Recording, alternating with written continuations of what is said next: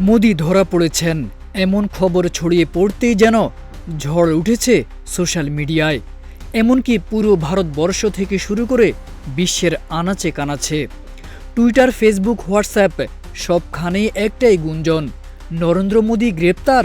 তাহলে কি হবে ক্ষমতাচ্যুত বাংলাদেশের সাবেক প্রধানমন্ত্রী শেখ হাসিনার?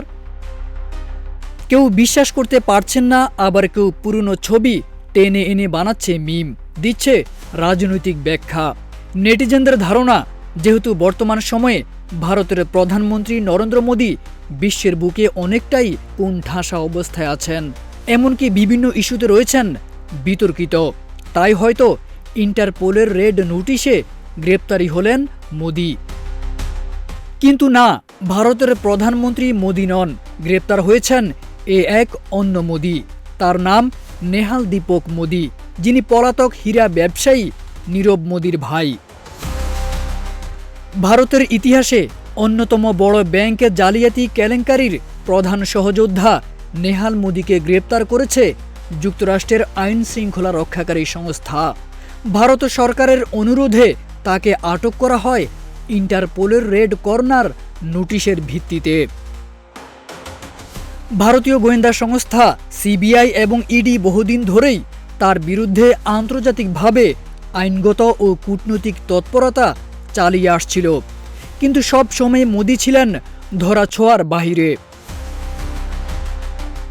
তদন্তে উঠে এসেছে, পাঞ্জাব ন্যাশনাল ব্যাংকে কেলেঙ্কারি ফাঁস হওয়ার পর নেহাল মোদি নীরব মোদিকে পালাতে সাহায্য করেন, গুরুত্বপূর্ণ প্রমাণ নষ্ট করেন, সাক্ষীদের ভয় দেখান এবং তদন্তে বাধা দেন।